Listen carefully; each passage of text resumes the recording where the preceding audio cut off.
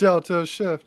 Oh, sorry. Delta Shift. Hello and good evening for this October 26, 2023. We have finished watching the 9th episode of Star Trek Lower Decks 4th season, titled The Inner Fight, not to be confused with The Inner Light. But we're just getting started here on Live Long and Podcast for our live stream review of this episode. I'm Dave Mader. We're streaming live here on Facebook, YouTube, and on Twitch, or you might be listening as an audio version. We got a great panel once again to break down this episode, talk about it, and rate it. First and foremost, we got my cousin and yours. We got Davan Skelhorn. I am the cousin of no torn up. Well, don't get so worked up that your earphones come off there. There you go. Your headphones will not. I take it back. Opponent. I love you. Yeah. Joining us once again, is the one, the only. We got Chris Worldmind Murphy. Hi, this is I don't have any funny or quippy. I'm completely blown away by this episode. Just completely. It's amazing. Yeah. It's amazing. There's lots of better than the Inner Light. Yeah. Oh. And about our panel tonight, we got most overrated episode in Star Trek history. The man who would find that this planet has no honor and he hates the stupid knife rain. It's Maeric. What's up, guys? I'm also so glad to be here for this particular episode because there is so much to unpack in this episode. I was just sitting there chomping at the bit for this review, so I can't wait. I can't wait. Yeah, me either. Yeah. Okay, a lot to talk about. Spoilers ahoy. If you have not watched The Inner Fight yet, you probably don't want to stay around. But if you have watched it, please stay. Or come back to it later once you have watched it. Okay, and with that warning down, we are talking about The Inner Fight, and as we got one more episode left in this season. There's been this great mysterious threat. No mysterious threats. Who is it? Who's been running this little ship here that's been stealing the other alien ships and causing a muck? We thought it was maybe Agamus. We thought maybe it was Badgie. It was none of them. I never would have called in a million years that it was going to be Nick Locarno from. Amazing. Incredible. That was better. Even bringing than back I could Robbie have ever McNeil. hoped. Yeah, they even brought back Robbie to do the voice of Locarno. Any chance to do it? What? Yeah, it's amazing. Did he ever think he would play Locarno again in his life? Definitely not. No. But since we're starting with this, can we talk about the elephant in the room? Because in my heart, and this has to be explained to like the greater audience, because a lot of people probably don't even know this, but in my heart, for my entire adult life, Nick Locarno has been Tom Paris. Robert Duncan McNeil has been playing Nick Locarno this entire time. So the history and the background of this is that Nick Locarno, that character in that episode, was actually part of that amazing program that is credited for starting the careers of so many writers who wrote in scripts to The Next Generation. A lot of the great episodes of TNG were actually written by the fans. And so, yeah, they paid them for that. It was great. They got something on the resume and they ended up becoming writers in TV. But when they decided to make a full 7-series television series involving one of the characters from that script that was owned by someone else, the great mythos is that they had to change the name but leave the character the same so that they wouldn't have to pay royalties to this guy for 7 seasons. So in my head, that was just no myth. Tiny little, it's not a myth, right? So that's what I thought. So in my head, they've been the same character until now. They actually brought Nick Locarno in here. So right, and originally, when they were developing Voyager, they did want Nick Locarno to be part of the original Voyager crew, but then they realized they'd have to pay the writer of the First Duty, which is where Nick Locarno appears, some kind of royalty for like the whole Voyager run. Yeah. So they didn't do it. But, and I think that writer probably deserved it because one of my favorite speeches from that episode is the Picard speech, The first duty of every Starfleet officer is to the truth, whether it's scientific truth or historical truth or personal truth. It is the guiding principle on which Starfleet is based. Right. And he's chewing out Wesley in that scene. Not only are we getting Nick Locarno references, but we're also getting Sito Jaxa references as well from that episode, and of course the episode where she dies. I guess it's Lower Decks, right? It's Lower Decks. That's the whole point. The show Lower Decks that was inspired by Lower Decks finally made a connection to Lower Decks in maybe the coolest way ever. I mean, it was so awesome. All of that there. We got the return of like Nick Locarno, Robert Duncan McNeil voicing him. He even looks exactly like the Tom Paris that had come along. Except a beard, I guess. A little bit of a beard. I think like they made him skinnier. His like face is skinnier and a little bit, but I like it. Like when I remember when Tom Paris came along and Boimler wanted his commemorative plate signed. The plate. He like he looked. It kind of looks like the same guy, and it is. So see, to me, Maeric, Tom Paris was never Locarno in my head canon.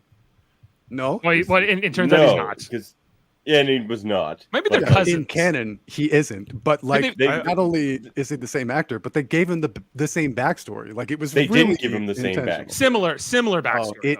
In anything that matters, it is. I mean, like he's going into that social situation where you could have, like, as he joined Voyager and all of the hate that he was getting and everything, you could have said that was Nick Locarno. Would have changed nothing at all. It would have, and I'll tell you why.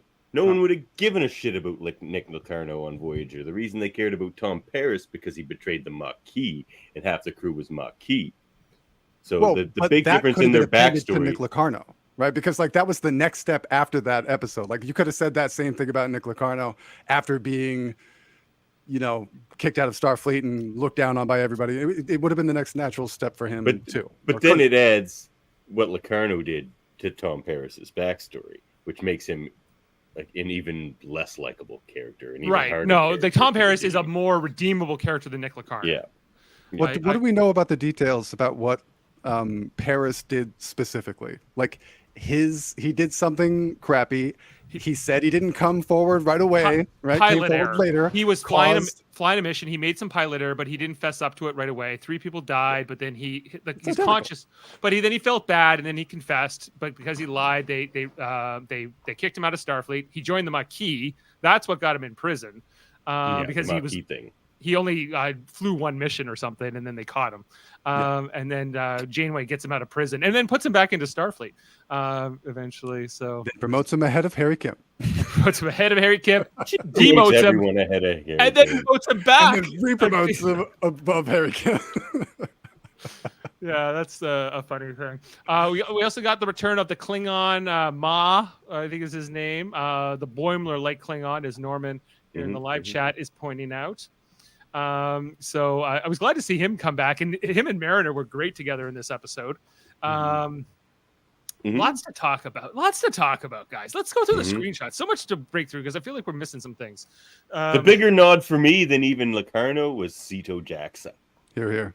Sito Jaxa, and I loved Mariner's little soliloquy about it, I guess, where she explained that I like that they were buddies. Yeah. And she meant it. It was super heartfelt. You asked last week if Lower Decks owes us comedy at all times. And the answer is no. And here it is being some direct connection in a super heartfelt way to a character that deserves that level of heartfelt connection. I mean, it was awesome. Yeah, absolutely. The original Lower Decks episode. I still cry every time Sito dies. Like, same. That's 100%. A hard episode, man. When you start the episode, don't you like get excited because it's a funny episode, cool perspective. Every time. Lower Decks is one of my favorite. I'm going to be crying by the end of it. Okay, so every time. But the events of the First Duty, which is where we meet Nick Locarno. Nick Locarno and Cito Jaxa and all that. That's in 2368. This is 2381. So it has been like 13 or 14 years between those, between like where this episode is and those events. And then I guess the Lower Decks episode would have been like a few 2 years or 3 years after that. So Cito Jaxa. That means Mariner probably knows Locarno. She does. With him she knows. At the end, she goes, Nick. She knows him for sure. Oh yeah. So but I thought she just knew him because they were looking for him, like on a mission, right? No, she wasn't there at the briefing. Oh, she wasn't aware of that, right? No, she wasn't at the briefing. Right. Oh, yeah, because they were part of the briefing was let's deal with her. But okay, let's start with the opening of the episode, which starts on this one of these old colonies, with the colony scientists, freaking outpost scientists. Outpost scientists, yeah. With the I'm just gonna say Baxter Stockman is gonna be making these Mausers. Yeah, these Mausers.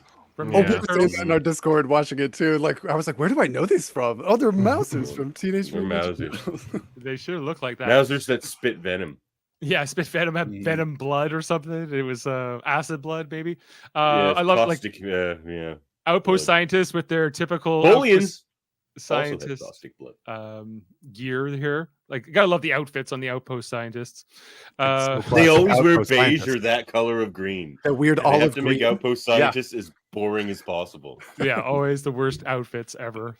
Mariner not happy to be there. Yeah, he's explaining these little birds on this planet that have the acid and the thing, and he's like, "Oh, don't worry, they can't get us behind the fence." No, they're lizards. Oh, they're lizards. Look like birds, but he calls them lizards.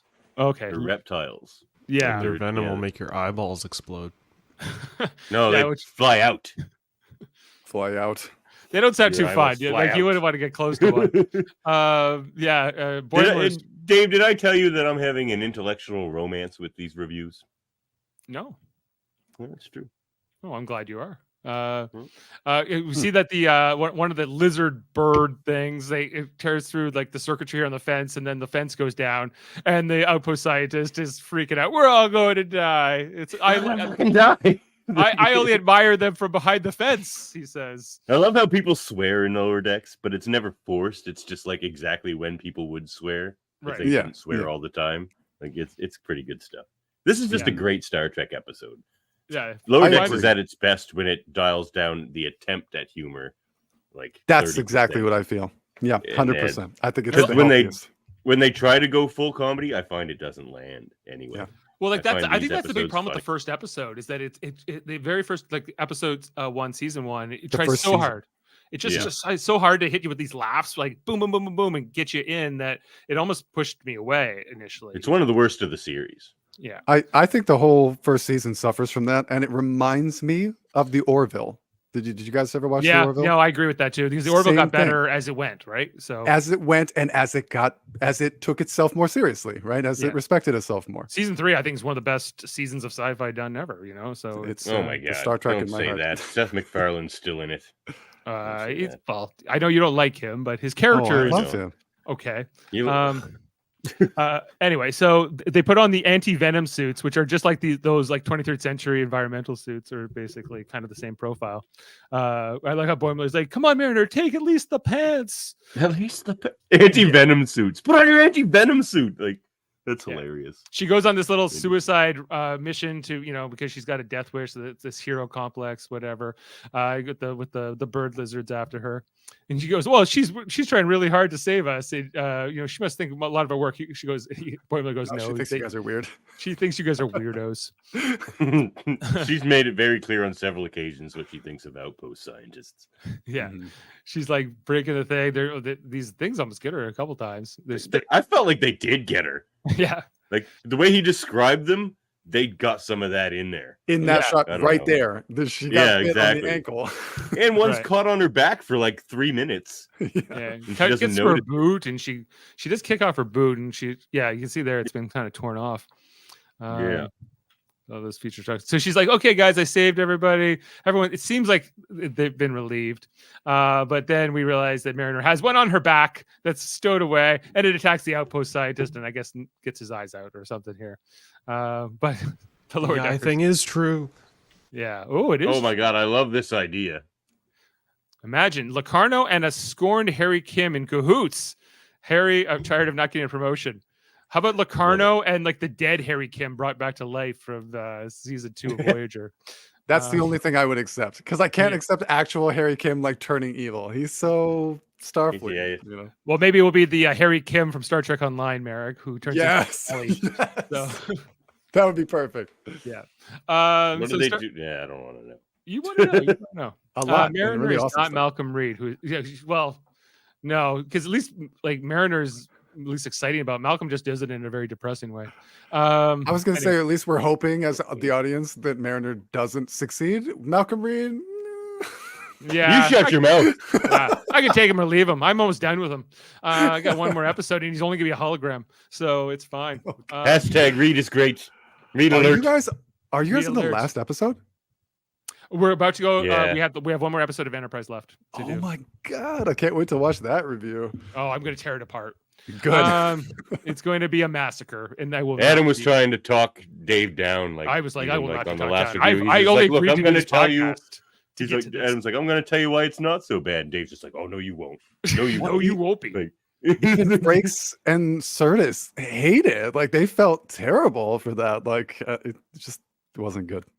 Adam always. But when turns you to talk to comedy. the cast of the Enterprise, it was their favorite episode because they enjoyed working with Frakes.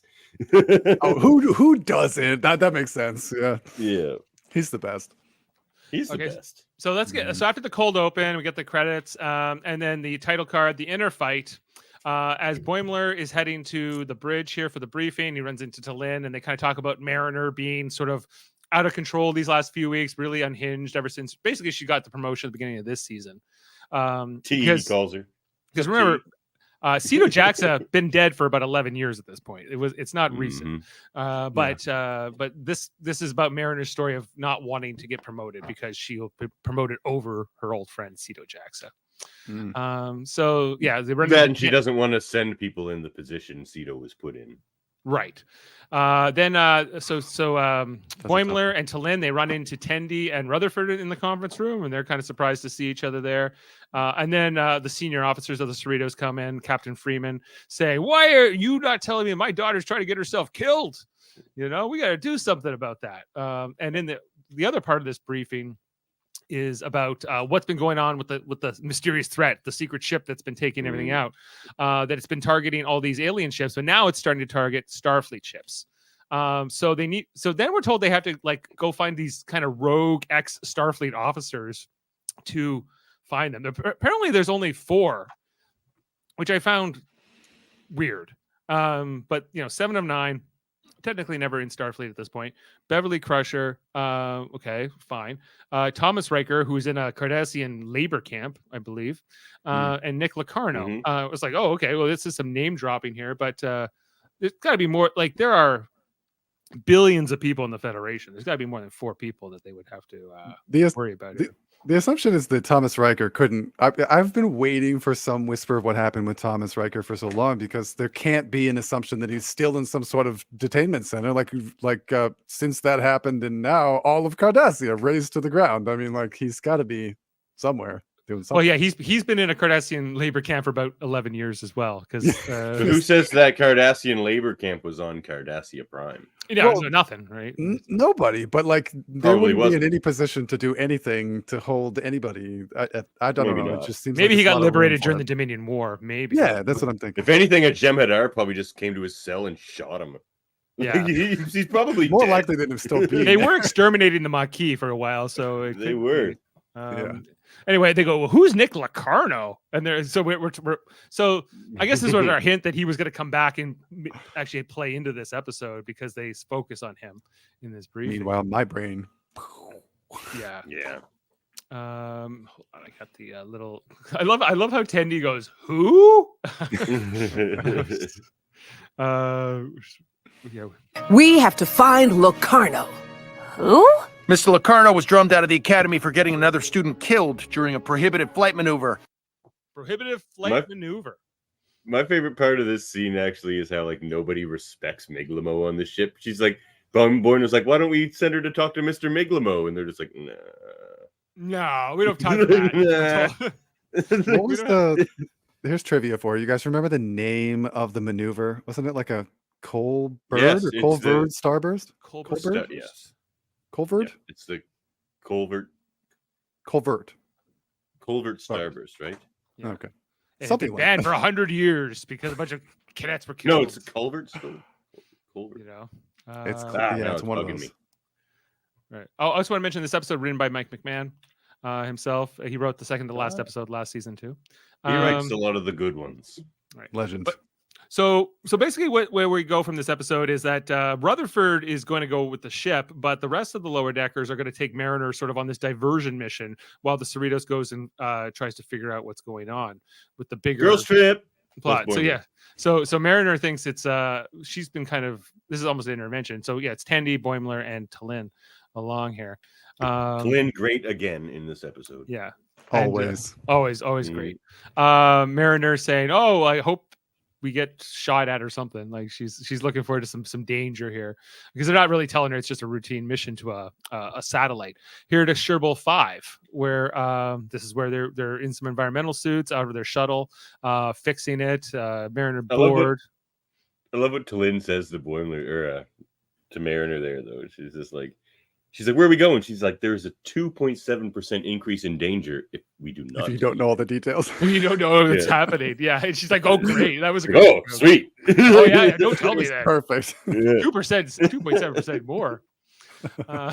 T'Lyn understands Mariner so well. Like, Yes. Yeah. She understands all the She really characters, does. kind of. Maybe like Tendi True. at least. But yeah, like and Tendi trying to cheer up, saying, well, there's a chance that like small asteroids could hit us or something, or some of all the solar flares. Solar flare. Yeah. Yeah, solar flares.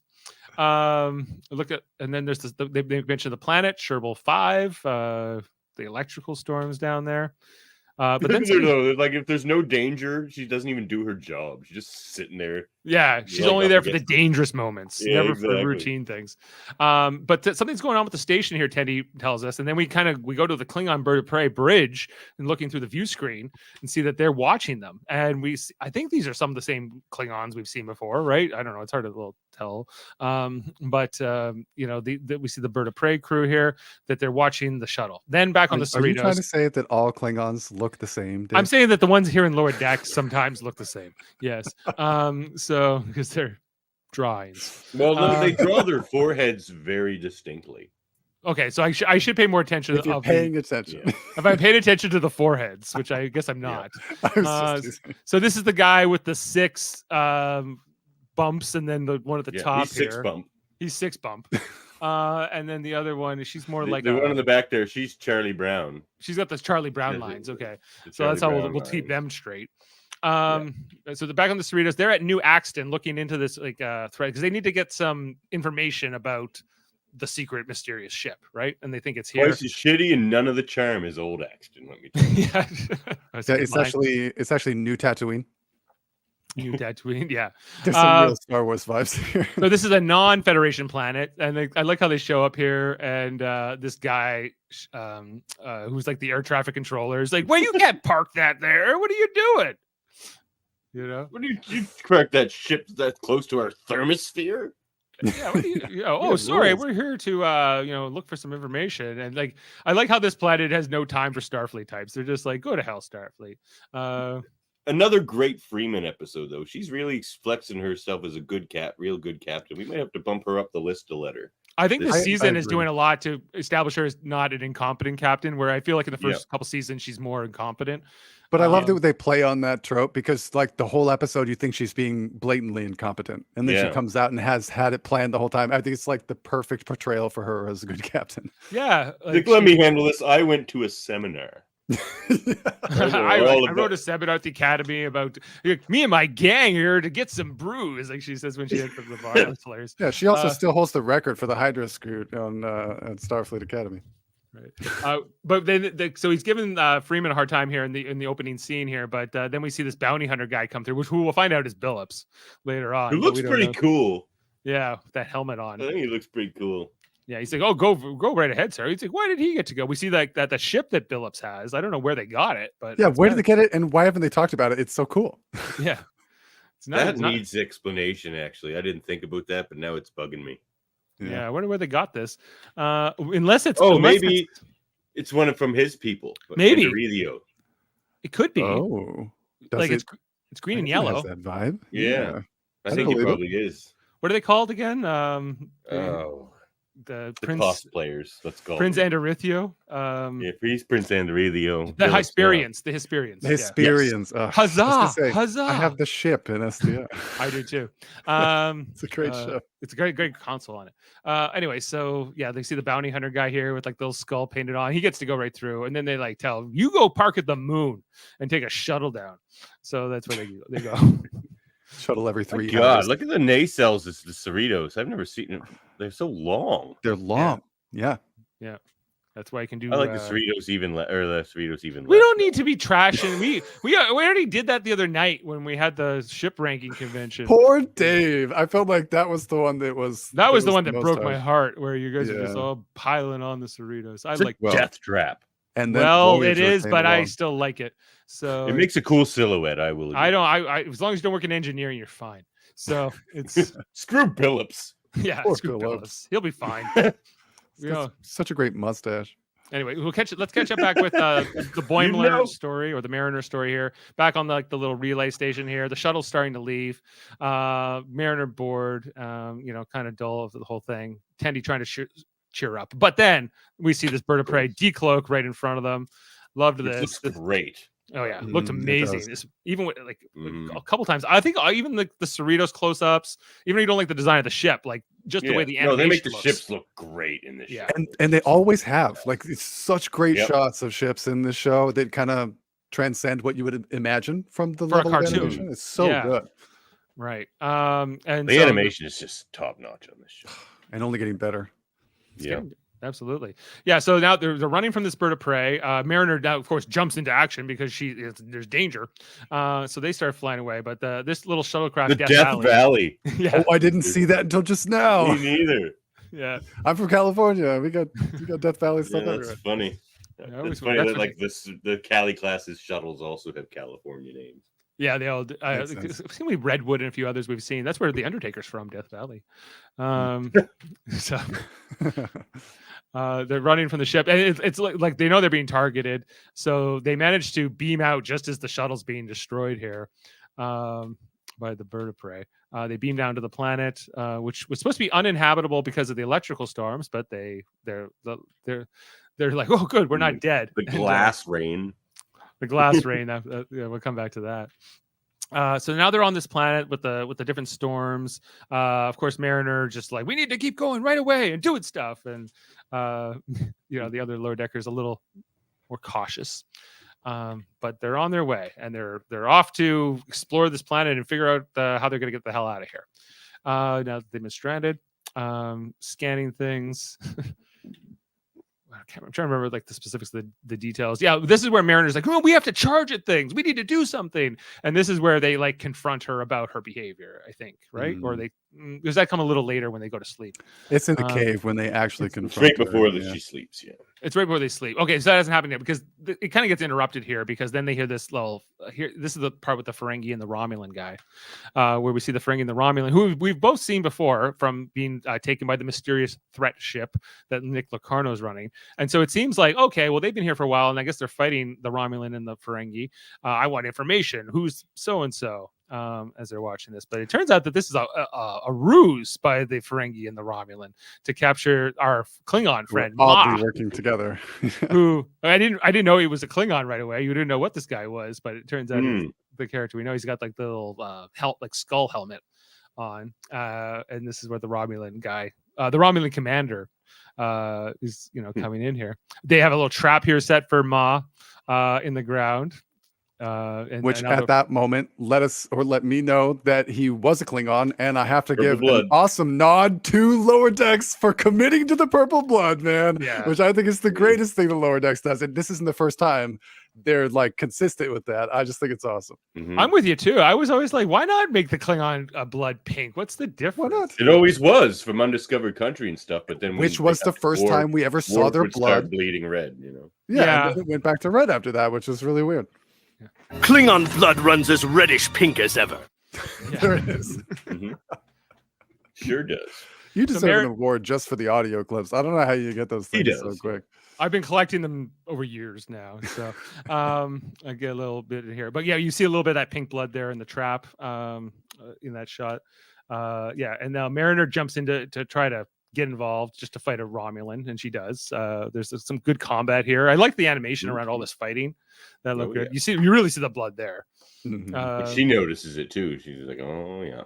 Oh yeah, and then Mariner gets thrown across by the Romulan. She gets knocked out, and then the other lower deckers kind of scurry away and take Mariner with her. So then we go back to New Axton or whatever, better than the old Axton, better than Metalis Prime, according to Norman. I don't know about that. Yeah, I don't know either. It's more of a desert planet. They get off the moon shuttle, which has I think that's a Gorn, and it is a Gorn. Yeah, and probably a Cation. It's the Gorn. Is that Cation? And I would say that's a Temerian. It's a Temerian. Yeah. Yep. Which at the point when we're introduced to all the species on the planet, I thought it was Temerians. I was like, is this going to be Temerians? No, those are Binars. Yeah. You mean this planet or the other? You mean New Axton, right?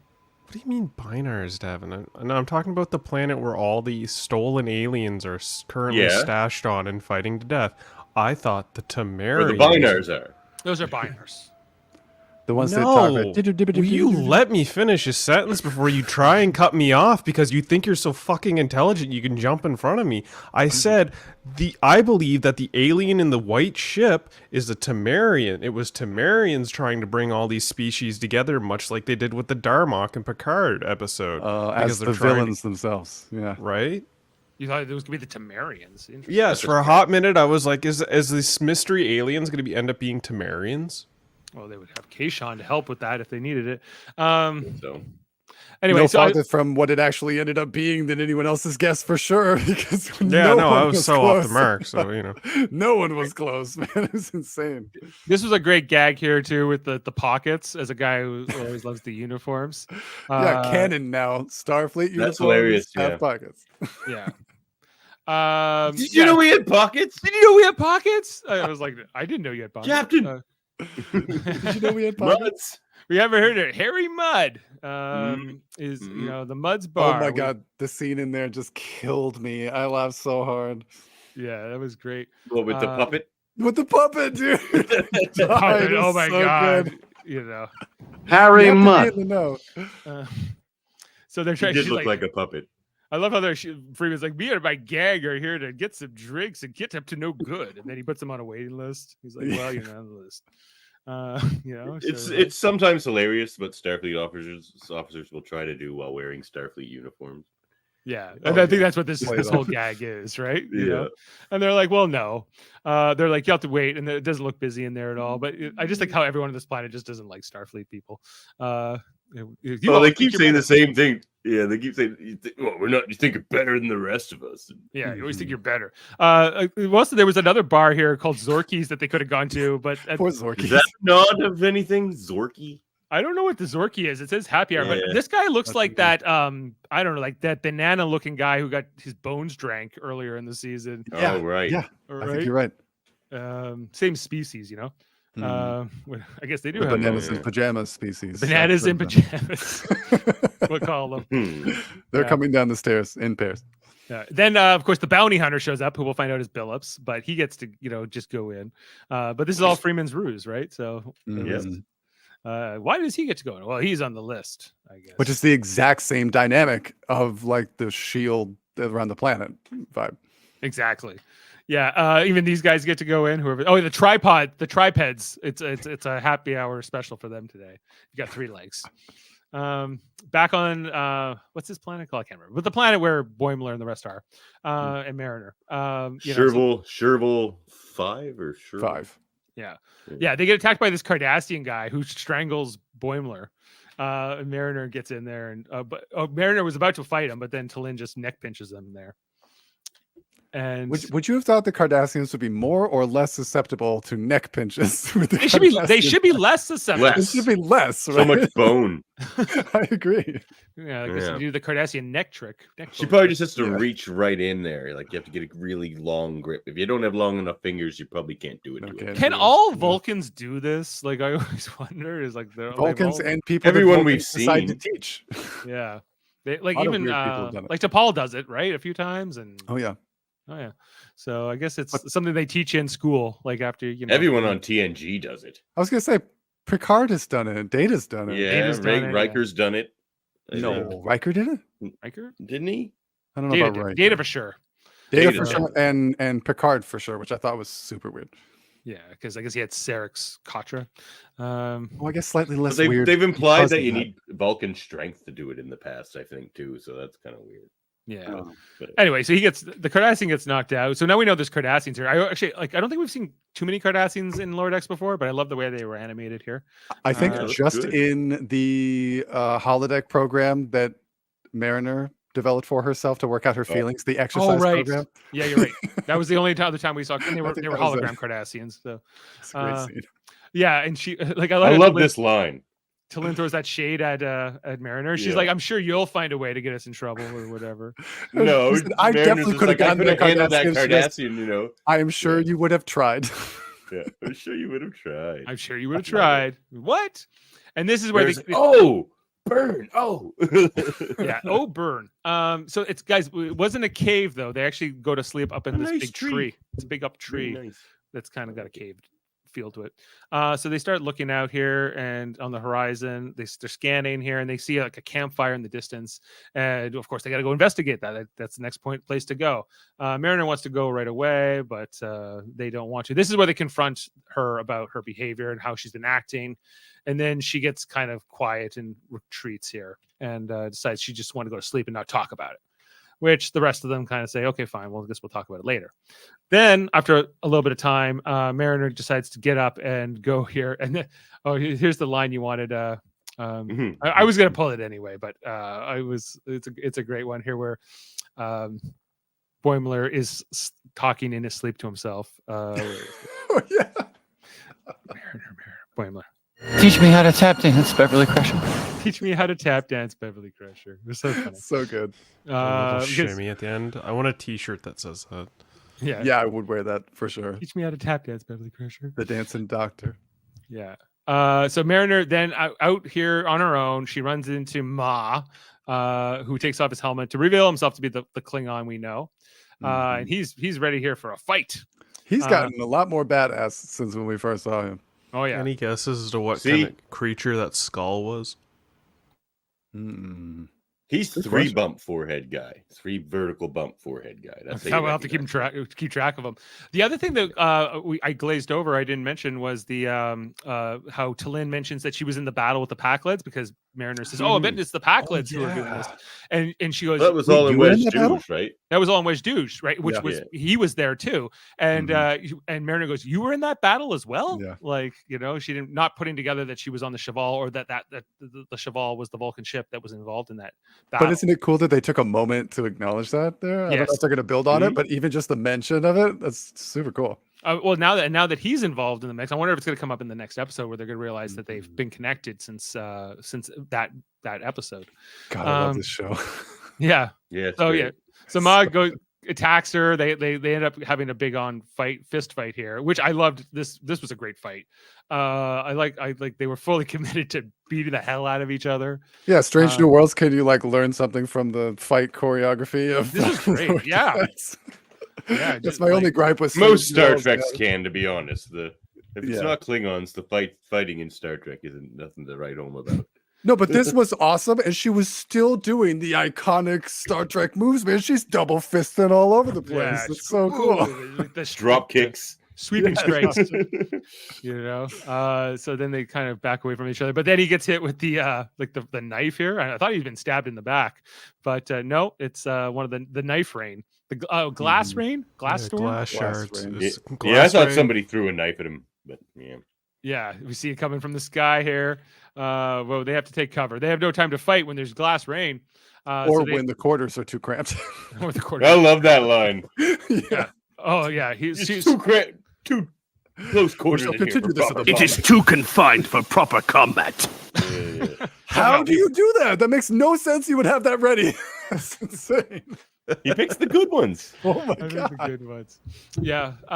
So yeah, he's like, we can't fight here. She's ready to fight. He's like, no, well, we'll do it in the morning when the glass storm's over. And they're just chilling in this like shelter here, cave. Eventually they start talking, and she talks about what's alien or why she was out here on her own. I think he's what he questions her on her initially. Where are the rest of your comrades? And making fun of her. And this is where she kind of gets into everything. How she didn't want to be promoted and why that is, and all the issues there. Really loved all of reveal this for her ever. It was so good, so good. Yeah, it was really well done, really well written, well executed, performed by. And Sito deserved the homage that was given to her. Man, it was so cool to bring that back up. She was such a phenomenal character. Yeah, she's like, oh well, one of us is about to be dead anyway, so what is it? One of us, yeah. I think she's like, I guess I'll tell you because one of us is about to be dead, so it doesn't matter. So that was also good. But Ma was really like poignant here, very wise, and he's like, he's like, if you want to explore the space and things like that, solve puzzles, look for plants or whatever the hell you do in Starfleet, then you should respect her sacrifice. Like, oh, okay, yeah, you got a good point there. You dishonor your friend. I mean, it was such a good speech. My other favorite line from him was like, "This planet has no honor because it has knife rain." Such a Klingon line. They just throw that out there, and they don't know what to put in the Klingon's mouth for dialogue. Yeah. Instead of just saying this planet's terrible, he's like, "It has no honor." Like, does the planet have honor? Not this one for sure. Not this one.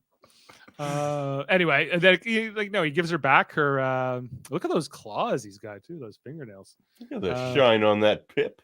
The shine on that pip, yeah. She's like, it means a lot. Talking to her back, and then she gives him a hug here, and she's all, "What are you doing? What are you doing?" I'm hungry. It's the best. Klingons don't hug. Klingons do not hug. I got a laundry list of things that Worf has said Klingons do not do. And I love that he gets a call. We're not friends. He doesn't do. Yeah, well, there's that speech from Guinan about that. Finally, someone walks up and goes, "Oh yeah, they do." Klingons laugh. All the Klingons do not laugh. Klingons do not whatever. It's such a good scene. I gotta have. But it's funny too. He doesn't pull that shit on Deep Space Nine because people on Deep Space Nine actually know things about Klingons. But in TNG, everyone just took his word for it whenever he would say something. Because he was the only Klingon present. And they're exactly. Like, I guess he's right. I also think, and this might be a hot take, but I think Worf is his best Worf self in DS9. I think he just evolved into the best. I don't think that's a hot take, Maeric. I honestly think that Worf was just a story plot device to show how evolved humans had become. Like it was the guttural, like, let's just kill it. And you're like, no. That's why there's that huge, hilarious compilation of Worf being told no. Yeah. The huge compilation of Worf being beaten up by the villain because if he wanted to establish the villain as a threat, how strong they are. Worf. Yes. Right. Yeah. Then you get Worf to get beat up. Right. But Worf stopped being that just simple two-dimensional device, a plot device in DS9. Yeah. He really became like a full character. Yeah. Absolutely. Okay, so let's talk back to Muds here and the Freeman story, where they get into the bar finally after their 2-hour wait, I guess, and they run into the puppet here, but it's not a puppet. While we were watching this in Discord, I said, "Get ready for some Tranya, guys," because I thought Clint Howard was going to just like walk around the corner, but I was so wrong. Right. Captain Freeman says, "Well, this thing is even its head spins around at one point here, and it starts sparking and smoking, and you're like, okay." This is where Captain Freeman's like, "Guess what, guys? I think this is a puppet. How could you tell?" Shock says. "How did you know?" She's like, "Watch this," and then she says she just picks him up and starts swinging him around, slamming him against the table. Him down. Yeah, but Rutherford has X-ray vision in his thing, apparently. Yeah, he can do X-ray vision, and like he's like, "No, he has internal organs." Starfleet can't just be coming in here and shaking people around. But wait, doesn't that like retroactively affect canon? It's so interesting. That means that the race that was Clint Howard giving Tranya had the fake alien there, but that the puppet was actually masquerading as a real race, apparently. Like we learned that today, I guess. Yeah, exactly. Yeah, I know that he was. Well, I guess that's what it establishes. It connects those, right? Yeah. Yeah. And I he's like "What to is think this that canon?" Muds has its own custom beer called Mud Suds. It should if it doesn't. It should. I'm with you on that one. The information broker then decides not to sell her information just because he doesn't like Freeman now because for swinging him around. So the bounty hunter guy shows up here, drops his bag of gold or whatever, and gives it to him. I wasn't going to sell the information at all, but now after what you've done, I will sell it, but not to you. Yeah. Get out, Starfleet. Boo, Starfleet, and all these things. But back to the planet here, where Ma and Mariner are looking out at this communications outpost where we see the Ferengi here gathering their fruit. They're attacked by the Orions, who say, "You're in our territory." And then the Romulans, I guess the Romulans were aligned with the Orions, and then we see they got the Bynars hostage. And then the Cardassians are there. I don't know. All these aliens are fighting each other, I guess is the short version of this. I love how Mariner appeals to Ferengi, Romulans, Cardassians, and the Bynars are there too, but mostly those three with the same phrase, which is if you work together, then you can get revenge. Because those are three very vengeful friggin' species. I think the Orions would go for some revenge too. Yeah. You know, I think they like revenge. I don't know. I don't think the Bynars so much. Yes, the Orions too. Yeah. Are just although here. that Tendi moment where she comes out, we have like a mistress of the Winter Constellation moment. Yeah. I love those moments. She's so cool. That Cardassian's lost his shoes.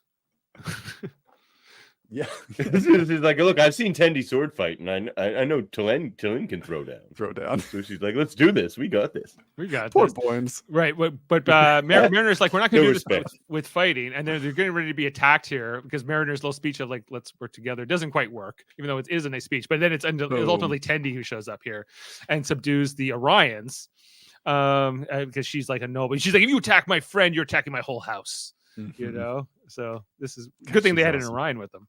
And specifically this Orion, but that worked out. And then they start talking. I think they just decide to cease hostilities because if they want the revenge, they're going to have to start working together. And that they were species that all have something in common. They all chose to go to space together. I liked that. It was a good speech. You know, they're all kind of. And the Ferengi can't resist a good deal. Yeah, I know a good deal when I know what a good deal when I hear it. Even the Romulans are like, well, we'll do it for now, but we don't like it. Yeah, I'm not joining anything, but we'll cease hostilities for now. For now. So they said they get in the communications hub and do something, and have they have like a little plan forming here. But it just as they're is that like a nod to the Dominion War? I'm not joining anything, but we'll just stay out of it for now, like the Romulans did. Oh, maybe it is very Romulan of them. Yeah. True. Oh, I also liked how Mariner mentioned the Dominion War too, and like how not awesome it was, you know, because he was super impressed. Yeah, he was like, "Oh, you fought the Dominion War?" And she's like, "No, it was all massacres, and it really was." He's like, "Yeah, that's great." No, she's like, "No, not so much." You know, like, no. But she gets beamed away here by so I guess Locarno's watching this and decides to beam her out. You know, he's his buddy, I guess. First, they wonder if Mariner's betrayed them, but Ma says no, she is with honor. She did not betray us. You know, green one. Oh crap! He's got 4 bumps. He's 4 vertical bumps. He's 4 bumps. He's not to be confused with 6 bumps. God, I hope it's at least consistent. Yeah. The Freeman story, just catching up with that, where it seems like they're out of luck, but Freeman then reveals that the bounty hunter was Billups. This is that part. What? He's very sweaty inside that helmet. Mm-hmm. Mustache still fabulous though. Yeah, still great. He's got the isolinear chip, and there's that ship that we saw earlier, right? That they leave on. They don't leave on the shuttle. So then we see here up with the bird of prey and the mysterious threat ship, space egg, whatever we want to call it. Yeah. So the Klingons have been, I guess, ordered to go after that communications relay and attack who's on the planet. So that's what they do. They fly the bird of prey down here into the atmosphere. This was a really cool sequence. I really enjoyed this. You know, they destroy this communications platform here that we just were seeing, and I love this. They jumped on the top of the ship. This was like my favorite part. Like, this was an amazing plot and plan. You know, also a huge jump. Go back. Yeah, that is death for sure. It doesn't look close. And then rips up the plate of the thing with his bare hand. It was like I think that's at least a 2 or 3 story drop. That would be tough for Boimler, is what I'm trying to say. Yeah, I guess you could survive. We don't know what the gravity's like on this planet. We don't. Oh, true. He's got us there. We don't. That's true.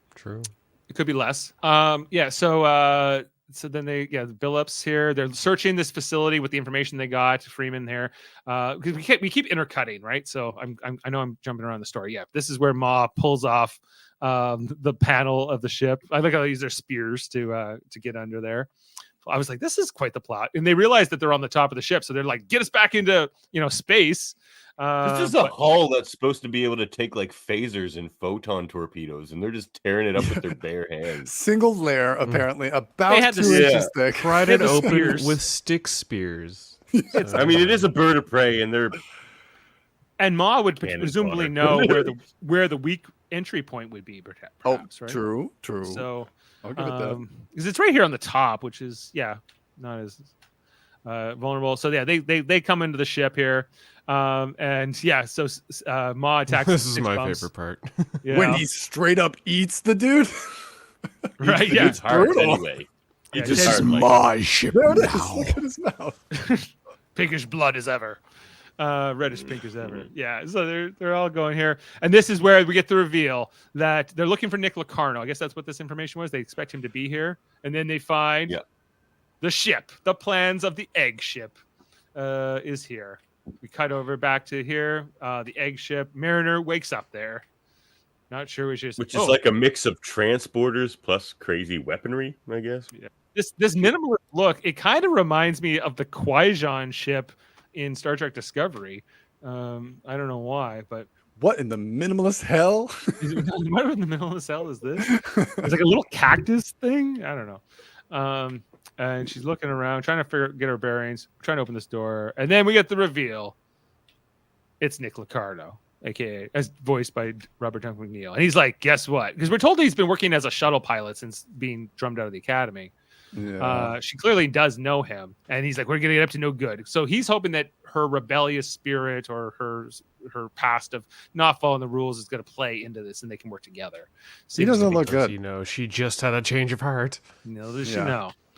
And I guess I should have expected it, but I was surprised at how old he looked initially. I was like, "Fuck, he's old," but like it makes sense. It does make sense that he's old, but especially in comparison to Paris, who is the same. Actually, no, it doesn't make sense. He should be the same age as Mariner. Yeah, I guess he should be. But that's what I mean. He looks like crap. Like, he's not just that he's old. He looks gaunt. He has really big dark circles under his eyes. And when Robert Doug McNeil played Nick Locarno, he was a lot older than like Will Wheaton, I think, at the time. And I think so. When I look back at that episode, I'm like, Nick Locarno looks like he's about 35 at this point. Wheaton would have been 17, 18 or something like that. Right. I just think that he was old to be playing somebody who's supposed to be in college, basically. That's okay though. I'm okay. Jeez, he could have had a job on Beverly Hills 90210. True. Everyone in high school is like 40 years old. So, all right. So just for any kind of little trivia moments here, Robert Duncan McNeil reprises his role of Nick Locarno in the first time in 32 years or 1 year here. That's terrifying. According to creator Mike McMahon, the last couple episodes of the season are a big swing, and I'm really proud of them, and I cannot wait for you to see them. We held off them for the press because I don't want a breath of what happens for them to get out, and it just feels like the ultimate Star Trek, the ultimate Lower Decks is what we're getting. This is a great episode. Yeah. Excellent episode. Of course, we mentioned like the Beverly Crusher 7-9, Thomas Raker, and Nick Locarno were mentioned at the top of the episode. While Seven and Dr. Crusher's futures following the events of Voyager's Endgame and Nemesis, respectively, were revealed to the audience in Star Trek Picard, this is the first indication of Thomas Raker's survival after his imprisonment, subsequent to the events of DS9's episode Defiant, as well as the ongoing activities of Locarno. Love it. And of course, we mentioned the Mariner and Cito Jackson were once friends, and that she had a significant impact on her life. Amazing. Yeah, this is really good, guys. I don't know if I have any more trivia, but with that, we can probably get into our ratings. I actually would love to ask the question that Sam just asked. Would you guys be happy to see Wesley Crusher appear in Lower Decks? Would that make you? Had he stayed in Starfleet? Yes. Yes, but not this Traveler stuff. I don't care. Okay. No. Yeah, I'm with Davan on that. I feel like I don't know. I kind of understood the what they wrote for Wesley Crusher going off with the Traveler, because that had really been set up in that first appearance of the Traveler. That Wesley Berman hated him and wanted to write him out of the series. And he wanted to write him out too. but when they brought him back for that final episode in season 7, where he like goes off with the guy from Native American Shining Time episode? Station. Was he from Shining Time Station? Yeah, he was from Shining Time Station, like that native guy. Oh, it was it's I can't remember his name right actor. now. Yeah, Tom something. Tom Green or something? Not Tom Red. Not Tom Green. That's a different guy. You're thinking of Lauren Green, but he's an older guy. It's not him. Our little secret. That was Sam says, why do people hate Wesley Crusher? And I deal with this all the time because I was a kid in TNG in that era, watching it at the time. The entire inclusion of Wesley Crusher was for me, or like for my demographic. I saw him as the kid that I wished that I was. I wanted to be on the bridge of the Enterprise. I loved how smart and involved he was. I've spent a lot of my life defending Wesley Crusher, except I hate what they did with him at the end. Like the way that they had him become, washed or almost washed out of Starfleet. And then that final really petulant episode where he's really arrogant and really upset and then leaves. And then his character was ruined. I don't think he was bad early seasons, but I don't like what they did with him. He was lined up to be the hero of the series, and then they just kind of were like, nah. Well, and they kept sending him away for a while. He wanted to raise, and Rick Berman said, screw him. Like Rick Berman did this a few times with cast members. He's like, I'll bury you. And he said that to Terry Farrell too. Yeah, he did kind of the same thing to Terry Farrell, where where the actors started asking for too much, and so he would. Berman era Trek is great in spite of Rick Berman. Yeah, well, there's a bunch of weird stuff around the Terry Farrell stuff. Like even in What We Left Behind, they go into they show both perspectives, and then they even say like, we don't really know what happened with that. Only they will know about it. Well, looking back on it, yeah, I tend to think Berman was trying to be just too hard-fisted, too much of a shrewd producer type, and a chauvinist. And a chauvinist, yeah. No, it was worse what he did. Show me your Terry tits from a side profile, Terry. She's like, I don't really want to do that. Where, you're fired. And he treated her as like disposable, like she was just another pretty face, and he could get there's a million of her or something. And she's like, I was an actress before I came on this show, Yeah, that was. Although she learned to act in the show, and the Masters of the Universe, wasn't she? No, that was Robert Duncan McNeil. She was in some old movie. She was in the Red Dwarf, American Red Dwarf. But she's my favorite example of somebody that was completely overwhelmed by the role, could easily have been replaced first season, and then evolved as an actress and as a character the most over the first few seasons of that show, because she was lost way in over her head. And my favorite story she tells is when she had that talk with Avery, and she was like, listen, Avery, you're so intimidating. I'm supposed to be like your elder, and you're leaving no room for me, and I don't know how to deal with this. And he actually helped her and took her under his wing. So he dialed back his performance. Yes, one of the greatest story interactions I've ever heard. They really needed to do. I'm glad she had that conversation with him. Same. Yeah. So, yeah. Well, with that note, guys, let's get into our ratings. Let's figure out how we want to judge this episode. I'll go first. 10. Sure. 10. All right. Maeric, you're next. That's a 9.5 for me. Can I 0.5 it? You can. Okay. Get off the fence, Maeric. Get off the fence with these 0.5s. I have to leave some room for like a perfect 10, but it was so good. I just thought that gave us a certain bit of every single checkbox that I want from a Lower Decks episode. Sounds like a perfect 10. That's close. I checked every box I want from a Lower Decks episode, but I gotta remove. I think I needed more. I needed more space battles for me. I think that's. I need them to give me the boxes that I don't even know I want ticked. Yeah, actually, that's fair. You're up. I was blown away by this Grand Slam episode. It gets a 10 from me. Sam's also saying a 10. 10. I'm. Norman's also a fence sitter. He's a fence sitter. Just call us a 10 a 10. If she rounds up to a 10, she's a 10. Dave's going to hit us with like a 7. 9.8. Okay. I knew he was going to hit us with some weird point number. So we're averaging a 9.8. How fitting. It lost 0.2 because the pants have pockets now. No, actually, the only thing that would have made this episode better for me is a space battle, like a big epic space battle, sort of to bring it. So much time in 22 minutes. I know. Well, I'm leaving room for improvement. That's all. So this has 8.5 at the moment on IMDb, with just about. That's too low. 65 votes at this point. It's pretty low. But an 8.5 on an IMDb is a hard-fought win. It's so hard to get anything above that on that, even with the greatest movies and greatest shows. It blows my mind. Yeah, well, I think there's people who go in there and vote 1 on anything they can. I hate this whole show. I'm just going to go episode by episode, rating it 1. Right. So anyway, so that's that. So guys, that's our highest rated episode of the season so far, which I think is fair. Yeah. I think that this was really strong. We had a couple like episodes, last 2, that we liked okay, but this was I think strong. And I'm trying to see if we got the title for the next episode. Murphy, do you have any sense of that? No, they have the title hidden because I think. Remember, he said he's keeping it under his belt. Yeah. True. So yeah. Sometimes they release it a week ahead of time, but we might not know the title of the episode till Monday. So, any theories, guys, on what's going to come next? I've been trying to think. Theories. Yeah, I've been trying to put something together for Locarno. Like, you look at the ship. Now we finally got a view of the inside of the ship, and you're like, do I recognize this? And the answer is no, not really. And then he's wearing a jacket, has an insignia.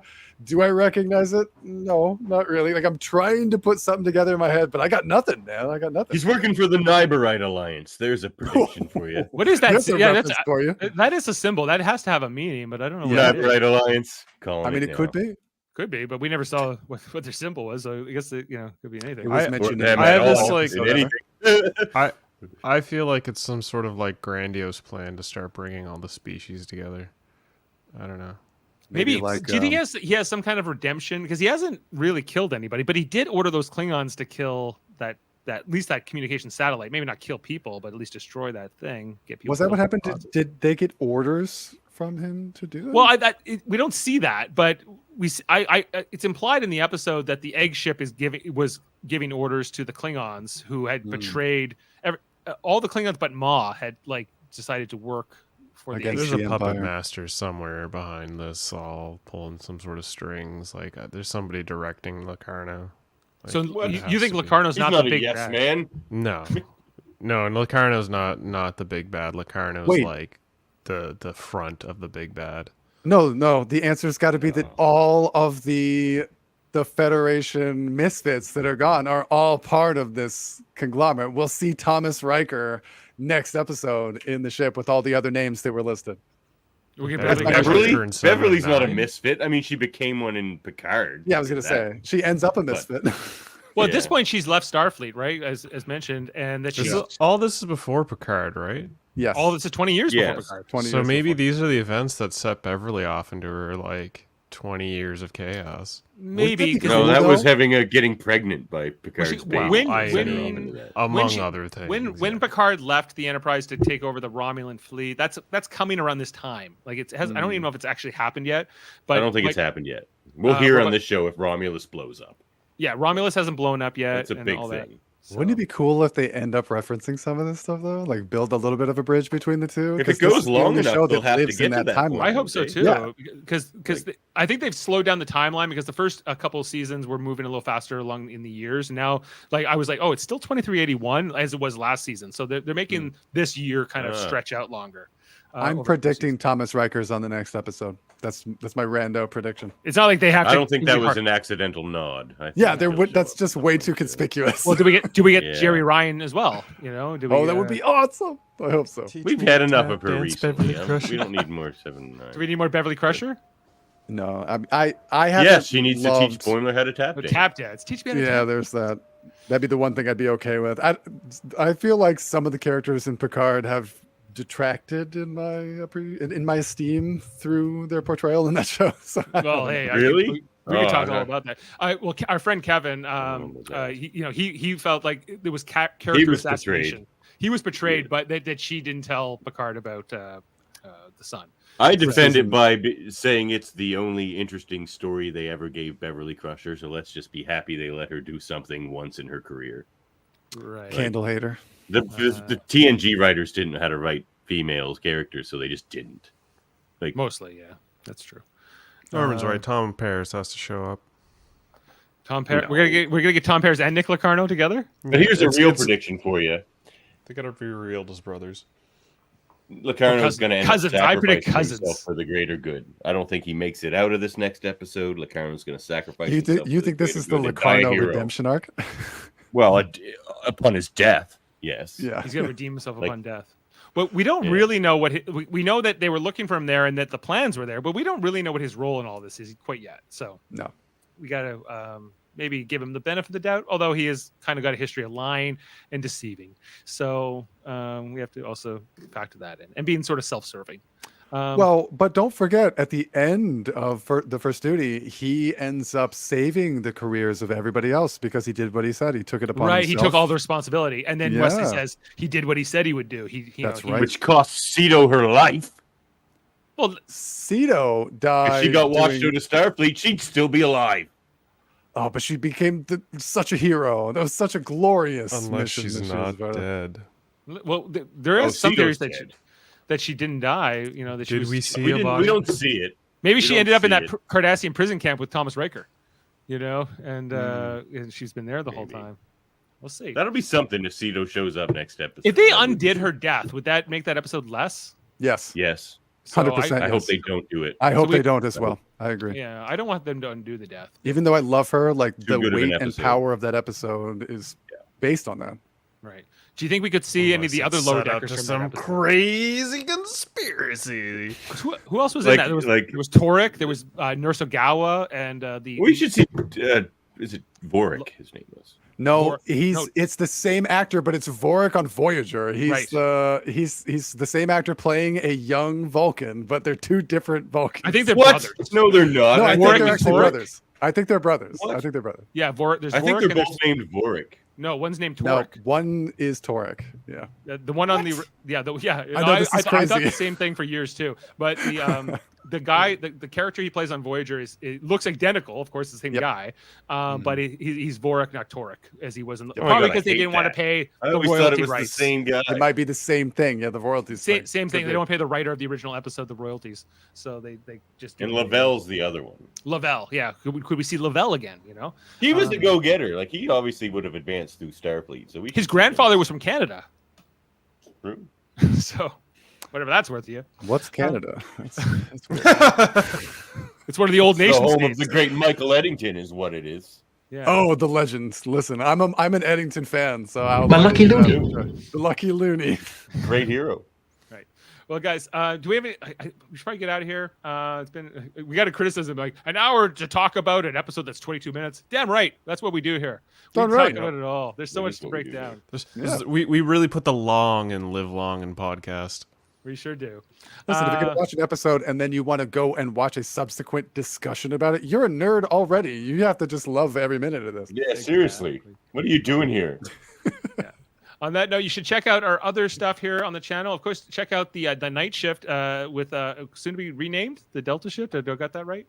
I lost your audio there. Oh. Yes, the Delta Shift coming soon. The Delta Shift coming soon. We also have, of course, here on Live Long and Podcast, many divisions. The Command Division, which talks about like the Star Trek episodes, like Star Trek Enterprise. We got Deep Space Nine returning in a few weeks. This what we're watching right now with this Lower Decks review, and many of the other shows we've talked about, like Picard and Strange New Worlds and the rest. We have our Operations Division, which does all the fun stuff, like our gaming and our Star Trek radio theaters and those kinds of little activities. Watch out for more content coming on there. I think Murphy recently playing Star Trek Resurgence on one of our live streams. 1 hour every Saturday. You can join me on Twitch at /TheWorldMind live, and then I'll be posting the rebrands on the Live Long Podcast YouTube channel. Awesome. Great game. Watch out for more gaming coming onto the channel. The Science Division, led by Davan, which does the trivias and the debates and the Class L probes and other activities. The Geek Tall Challenge and other things. We got a Debate 9 coming up in November. Watch out for that. And of course, the Locutors. And my great championship victory that hasn't happened yet in the all Darmok edition of Trouble with Trivia. Watch out for that. And the Locutors of Trek, the Plain Simple Tailors, Dave Puxley, Davan Skelhorn, the long format audio podcast. And we're back in November. Sometimes also doing Starship or Star Trek conventions. Most recently, we did 3 hours ranking all the Starship classes, at least the big ones. Many of us were there. Actually, everyone you see here was there, and others. That was quite the process. We just got that video up. It's 3 hours long, but we talk about every ship. I think we had 7 people total in that. It was crazy. Yeah, it was quite something. And the United Federation podcast, you can check out our website, ufpodcast.com. That's where we have our sister shows like the Super Mater Brothers podcast coming to you later tonight, talking about the double eviction on Big Brother 25. Yes, that's right. We're also covering Survivor 45 at the moment, the Mary Mater Marvel Society, and more over there at the Super Mater Brothers podcast. Hope you check that out. The X-Rated show with Davan and Andre talking about X-Men, the cartoon, and related things with interviews of cast, crew, and others. You guys got more coming up. Andre has, of course, the Graphic Histories podcast where you interview with Stephen E. Gordon. Stephen E. Gordon Friday or Monday, whenever his release day is. Yeah, Friday or Monday. And you guys just did Hold Up last night talking movies. Davan and Murphy talking, I think it was ghost movies last night, right? Kind of.